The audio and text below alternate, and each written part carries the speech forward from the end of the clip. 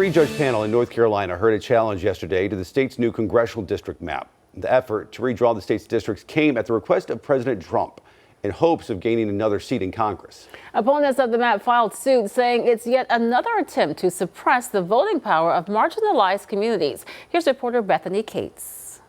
The timing is pretty important, is this? Because there's a lot of people out there trying to decide whether to file, whether to put their hat in the ring and decide to run, and this would have an effect. North Carolina's new congressional map is back in federal court after groups filed a federal lawsuit stating the new maps dilute the voices of the affected districts. This is the swift urgency of now that we must continue to fight for the rights of people to be represented by people who want to represent them. In court Wednesday, Senator Ralph Hise took the stand stating that racial data was not used to redraw the maps and no decisions were made upon race. Wake Forest political science professor John Dinan weighs in on why Republican legislators were looking to make this decision.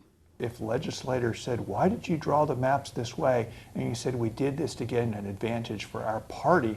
The Supreme Court says, well, we're not going to stand in the way of that. But Dinan says federal judges step in when another group believes the decision was based upon race and says that notion leaves the judges to decide next steps for the state's maps. That challengers have to prove is that these maps were drawn with an intent to dilute the power of racial minority groups.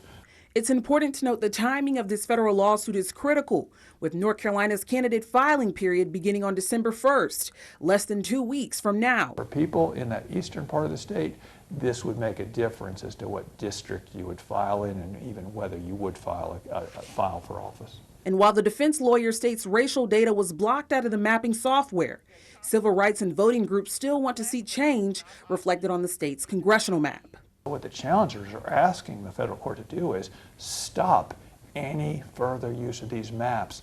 Just use the old maps. Do not allow the new maps to take effect.